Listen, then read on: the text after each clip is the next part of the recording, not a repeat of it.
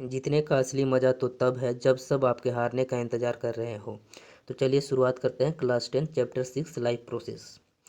इसमें हम लोग ऑब्जेक्टिव टाइप क्वेश्चन और शॉर्ट आंसर टाइप क्वेश्चन करेंगे। तो शुरुआत करते हैं प्रश्न संख्या 1 से। मनुष्य में ब्रिक एक तंत्र का भाग है जो संबंधित है पोषण, श्वसन, उत्सर्जन, परिवहन। तो इसका राइट आंसर होगा ऑप्शन नंबर सी, उत्सर्जन से संबंधित है, एक्सक्रिएशन से संबंधित है। प्रश्न संख्या 2।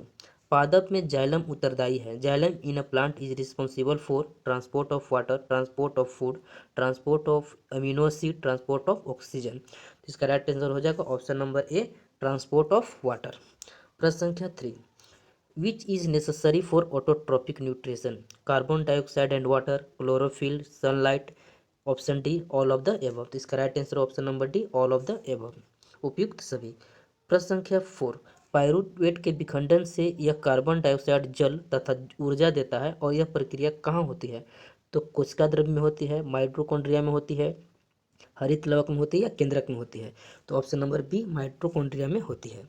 प्रश्न संख्या 5।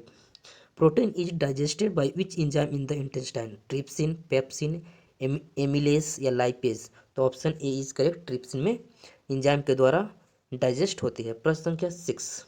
In the first step during the process of respiration glucose is broken down into the 3 carbon molecule in the cytoplasm. इसका नाम बताएं, name it. Pyruvates, lactic acid, ethanol या अमीनो एसिड? तो इसका right answer option number A, pyruvate होता है। प्रश्न संख्या 7। The human heart is divided into how many chamber? 2, 4, 3 या 5? तो option number B, 4 chamber are divided in human heart. प्रश्न संख्या 8।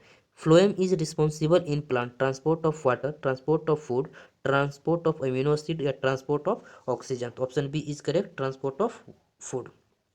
प्रश्न संख्या 9। मानव रक्त में उपस्थित यूरिया की सामान्य मात्रा होती है 100 mg, 20 mg, 30 mg या ऑप्शन डी 40 mg? तो option B is correct, 20 mg urea समान मात्रा में होती है। प्रश्न संख्या 9। Where is magnesium found? In chlorophyll, in red blood cell, in chromoplast या इन वाइट ब्लड सेल? तो magnesium found in chlorophyll, option A is correct. प्रश्न संख्या 11। What is obtain by photosynthesis? Fat, protein, glucose या light? तो option D is correct, light. प्रश्न संख्या, photosynthesis हम लोग क्या प्राप्त करते हैं? तो ऑप्शन सी ग्लूकोज प्राप्त करते हैं। प्रश्न संख्या 12। The main respiratory organ of fish is skin, lungs, gills या द नोज? मत्स्य का मुख्य श्वसन अंग क्या कहलाता है? तो गिल्स कहलाता है। प्रश्न संख्या 13। Where is resin and gum store? In phloem, in the cortex, in bark, in old xylem? तो option D is correct, in old xylem. प्रश्न संख्या 14। निम्नलिखित में से कौन उत्सर्जी अंग है? ब्रिक, अग्रस है, आंख या इनमें से कोई नहीं? तो option A is correct, brick, जो कि ब्रिक को हम लोग क्या बोलते हैं? किडनी कहते हैं, जो कि क्या है? उत्सर्जन अंग है। अब हम लोग very short answer type question करेंगे। विच substance is formed after the reaction of carbon dioxide and water in the presence of sunlight and chlorophyll in the process of photosynthesis? क्या किस पदार्थ का निर्माण होता है? तो ऑप्शन ग्लूकोज, ऑक्सीजन और वाटर का निर्माण होता है। प्रश्न संख्या 2। Which work to make the medium of the stomach acidic during digestion? तो हाइड्रोक्लोरिक एसिड का उस समय निर्माण होता है, डूरिंग डाइजेशन के समय पाचन क्रिया करती है। प्रश्न संख्या 3।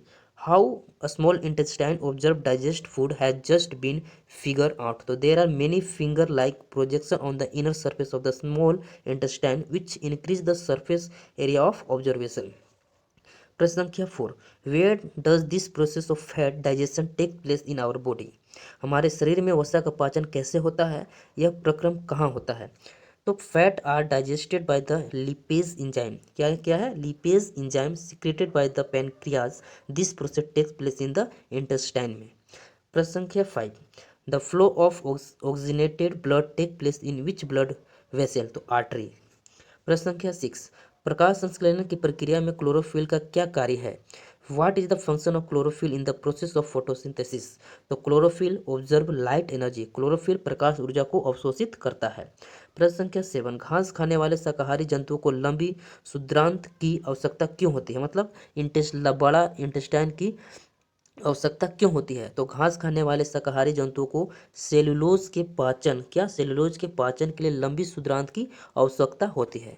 अगर आपके लिए ये वीडियो बहुत ही महत्वपूर्ण हो एग्ज़ाम के लिए, या सीबीएसई बोर्ड हो या जैक बोर्ड के विद्यार्थियों के लिए, तो आप हमारे वीडियो के कमेंट बॉक्स में ज़रूर बताएं। और अगर आपको ये वीडियो अच्छी लगी हो, लाइक और सब्सक्राइब करना न भूलें। धन्यवाद। जय भारत।